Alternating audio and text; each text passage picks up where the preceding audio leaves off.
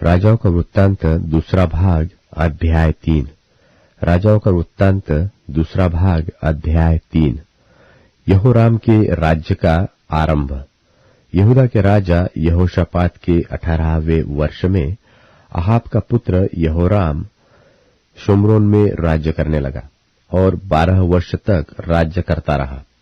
उसने वह किया जो यहोवा की दृष्टि में बुरा है, तो भी उसने अपने माता पिता के बराबर नहीं किया, वरन अपने पिता की बनवाई हुई बाल की लाठ को दूर किया। तो भी वह नबात के पुत्र यारोबाम के ऐसे पापों में, जैसे उसने इस्राएल से भी कराए, लिपटा रहा और उनसे न फिरा। मोआब पर विजय। मोआब का राजा मेशा बहुत सी भेड़ बकरियां रखता था और इस्राएल के राजा को 1,00,000 बच्चे और 1,00,000 मेंढों का ऊन कर की रीति से दिया करता था। जब अहाब मर गया, तब मोआब के राजा ने इस्राएल के राजा से बलवा किया। उस समय राजा यहोराम ने शोम्रोन से निकलकर सारे इस्राएल की गिनती ली और उसने जाकर यहूदा के राजा यहोशापात के पास यो कहला भेजा कि मोआब के राजा ने मुझसे बलवा किया है, क्या तू मेरे संग मोआब से लड़ने को चलेगा? उसने कहा, हाँ, मैं चलूंगा। जैसा तू वैसा मैं, जैसे तेरी प्रजा वैसी मेरी प्रजा, और जैसे तेरे घोड़े हैं वैसे मेरे भी घोड़े हैं। फिर उसने पूछा, हम किस मार्ग से जाएं? उसने उत्तर दिया, एदोम के जंगल से होकर।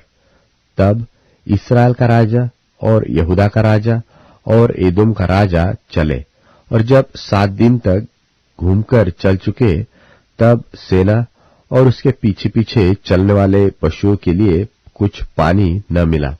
और इस्राएल के राजा ने कहा, हाय, यहोवा ने इन 3 राजाओं को इसलिए इकट्ठा किया कि उनको मोआब के हाथ में कर दे।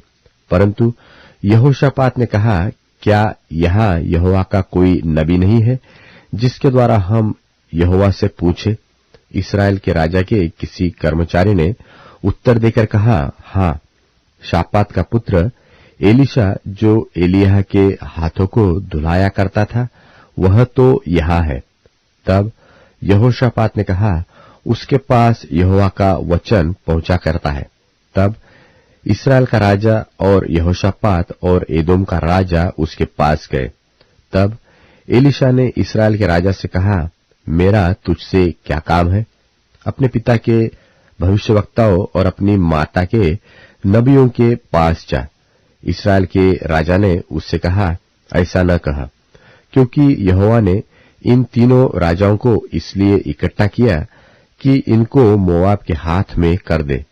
एलीशा ने कहा, सेनाओं का यहोवा जिसके सन्मुख मैं उपस्थित रहा करता हूं, उसके जीवन की शपथ, यदि मैं यहूदा के राजा यहोशापात का आदर न मान करता, तो मैं न तो तेरी ओर मुंह करता और न तुझ पर दृष्टि करता।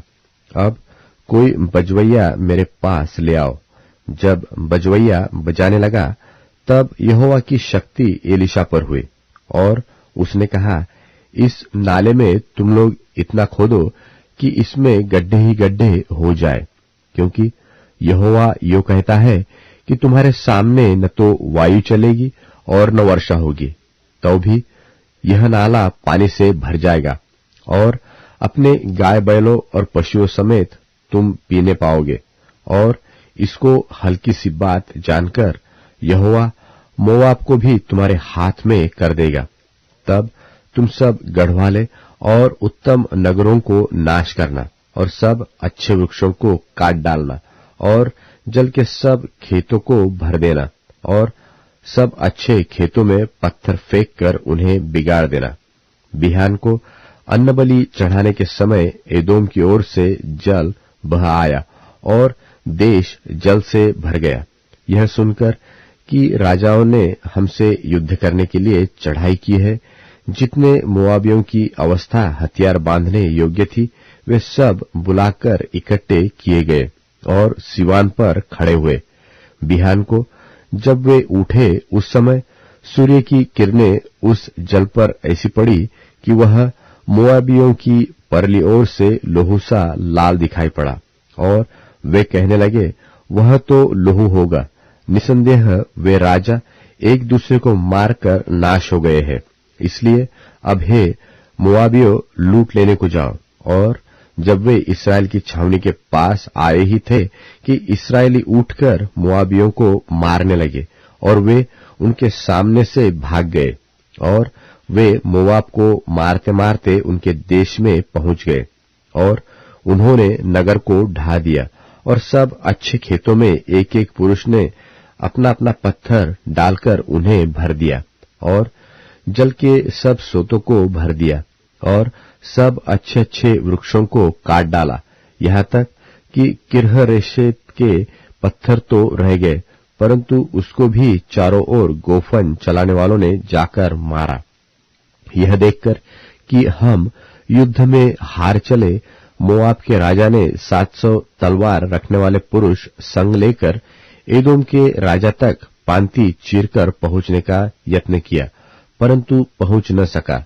तब उसने अपने जेठे पुत्र को, जो उसके स्थान में राज्य करने वाला था, पकड़कर शहर पनाह पर होम बलि चढ़ाया।